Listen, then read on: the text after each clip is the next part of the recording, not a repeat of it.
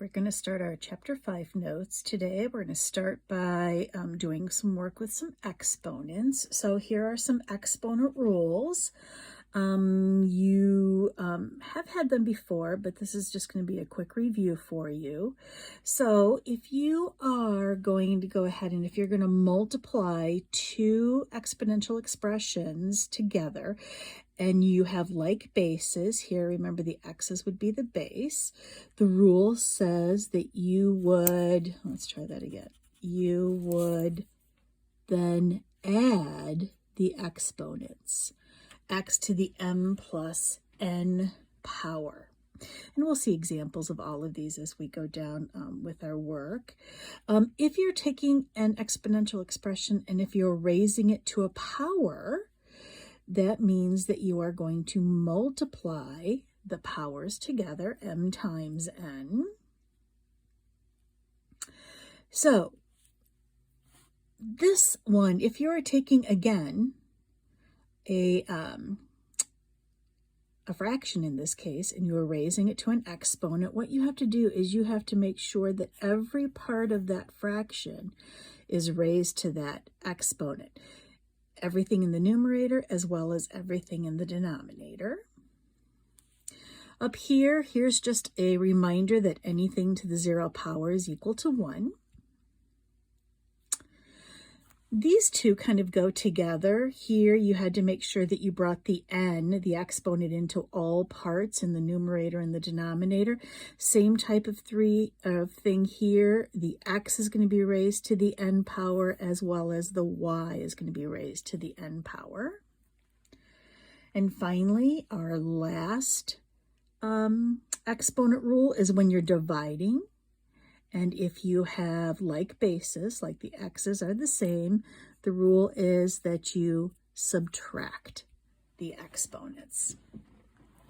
We're actually going to do something a little bit different for dividing, but that is exactly what the exponent rule says. Okay, so here we go.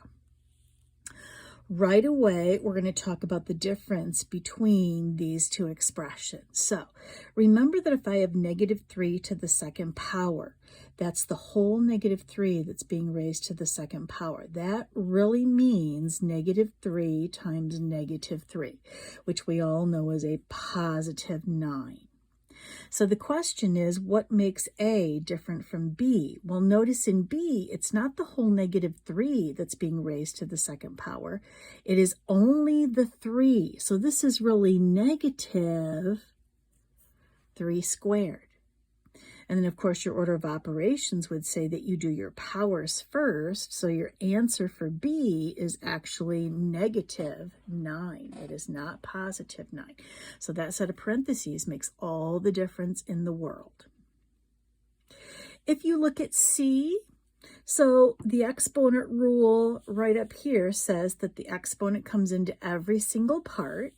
So this would be -8 to the 0 and then y to the 0 power. But again, what's anything to the 0 power?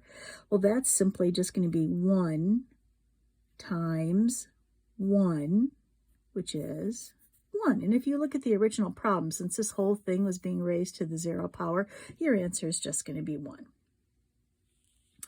Not true here. This is really -8 times y to the 0 power.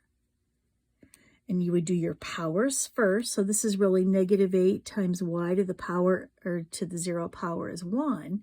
Your answer for this one is -8. Very different. If we move on to E, now the bases can be numbers, or they can be letters. So see how these bases are the same. So if I multiply these two exponential expressions, the base stays the same. It doesn't become a 49. It stays the same. And it's to the 3 plus 2 power, or 7 to the 5th power. For F, all of the bases are the same.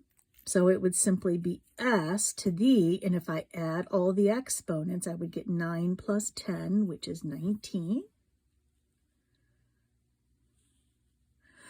Okay, so here you have two algebraic expressions. Now the 6 and the -2 are just coefficients. They are not being raised to any power at all. So we're just going to multiply those. So it'd be -12, and then we'll multiply the x to the 3rd times the x to the 9th, which would give me x to the 12th when I added my exponents.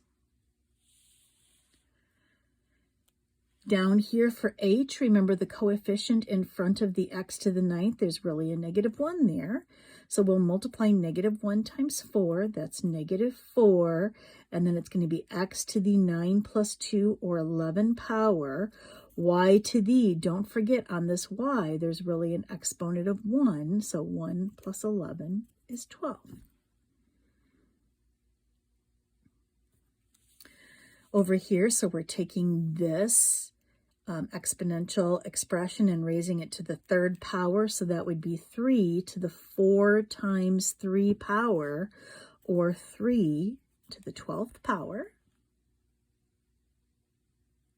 For j, that kind of follows the rule up there in the 2nd column. You have to make sure that you bring in that 7 to both the x and the y. And what we really did is we multiplied the exponents, because don't forget there's really a 1 exponent on each the x and the y, and 7 times 1 is going to be 7. A few more here. Let's get a little more complicated. So here, that 3 has to be brought into everything, including the -2. So it's going to be -2 to the 3rd, p to the 4 times 3, which is 12, q to the 3 times 3, which is 9, and r to the 1 times 3, which is 3. And of course, you know -2 cubed is -8, p to the 12th, q to the 9th, r to the 3rd. Now let's start talking about that division. Well, one way to do it would be to say, okay, so this is t to the 11th divided by t to the 5th, which is t to the 11 minus 5, or t to the 6th power. And that works absolutely wonderfully here. When we start getting to more complicated ones, you might want to start thinking of division as just canceling. Think of this way. If there are 5 t's down here and 11 of them up here, all 5 will cancel with 5 of these, which will leave me with 6 of them. So really, you are subtracting the exponents. It's just a different way of thinking about it. All right, let's look at this one. Now again, this whole thing, this whole fraction is being raised to the 2nd power. So we're going to have 5 to the 2nd power, x to the 12th power, multiply, over 9 to the 2nd power, and y to the 6th power. And of course, that would give me 25, x to the 12th, over 81, y to the 6th. Let's take that idea one step further. There's a lot of things going on here, so everything in the top has to be raised to the 2nd power, so that's 3 to the 2nd power, x to the 6th, you're multiplying 3 times 2, y to the 8th, over x to the 4 times 2, which is 8, and y to the 4th. So we can start with that. Now, of course, the 3 squared is 9.